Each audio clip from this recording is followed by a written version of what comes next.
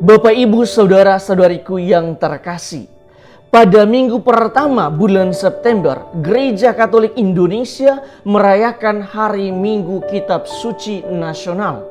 Karena pada bulan September ini, Gereja Katolik Indonesia menetapkannya sebagai Bulan Kitab Suci Nasional atau yang biasanya disingkat BKSN. Pada bulan ini biasanya dari tingkat keuskupan sampai pada tingkat kelompok kategorial diadakan kegiatan-kegiatan yang berhubungan dengan kitab suci. Misalnya, pendalaman kitab suci, lomba membaca kitab suci, dan kegiatan-kegiatan lainnya. Lantas kita dapat bertanya, mengapa harus dibuat pada bulan September dan bukan di bulan lainnya? Berhubungan dengan pertanyaan ini, maka saya akan menjelaskan tentang sejarah BKSN. Pertama-tama, kita perlu melihat apa yang dikatakan di dalam Konsili Vatikan Kedua.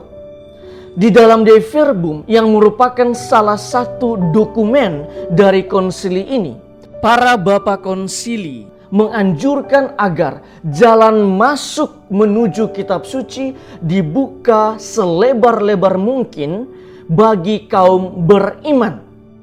Bandingkan di Verbum nomor 22.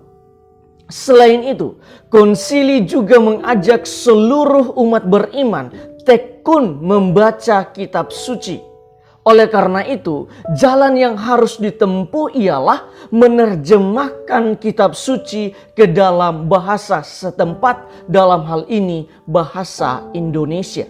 Menanggapi realitas ini, maka pada tahun 1974, Lembaga Biblika Indonesia atau LBI yang merupakan salah satu lembaga milik Konferensi Wali Gereja Indonesia atau KWI bekerja sama dengan Lembaga Alkitab Indonesia atau LAI, lembaga milik Gereja Protestan, untuk menerjemahkan kitab suci Perjanjian Baru maupun kitab suci Perjanjian Lama.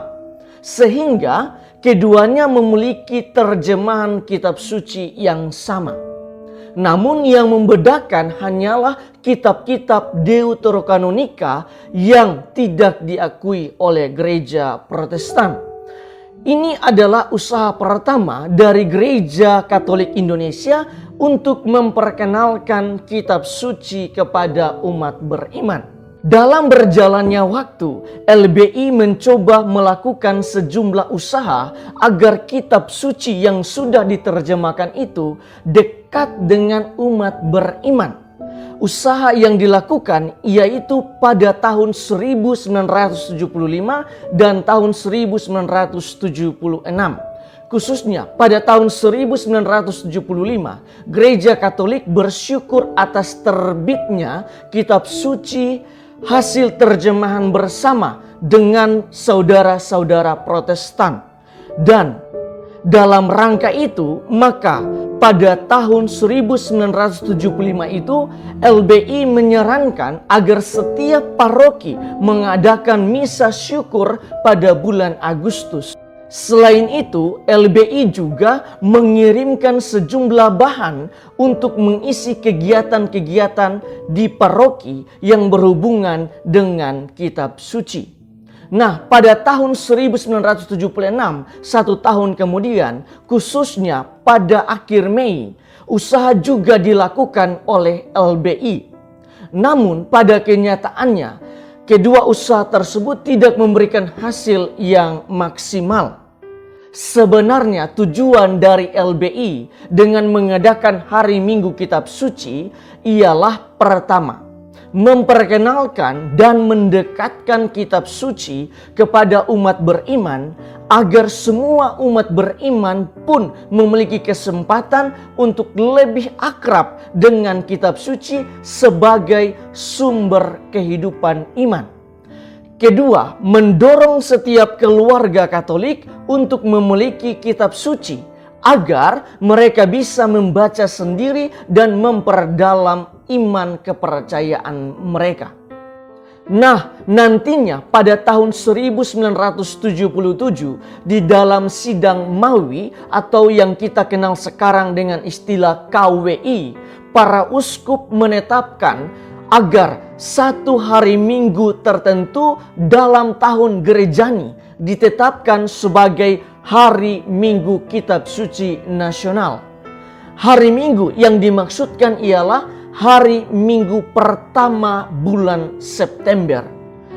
Dalam perkembangannya, akhirnya ditetapkan bulan September sebagai bulan Kitab Suci Nasional karena dirasakan bahwa tidak cukup mengadakan kegiatan-kegiatan yang berhubungan dengan kitab suci dalam kurun waktu 1 minggu. Selain itu, penetapan BKSN pada bulan September karena ada juga kaitan dengan peringatan Santo Hieronymus yang jatuh pada tanggal 30 September. Kita tahu bersama bahwa Santo Hieronymus memiliki jasa yang sangat besar dalam hubungan dengan kitab suci. Sebab Santo Hieronymuslah yang menerjemahkan kitab suci dari bahasa Ibrani ke dalam bahasa Latin. Dalam arti tertentu karena usahanya, maka banyak orang bisa membaca dan juga lebih daripada itu mencintai kitab suci.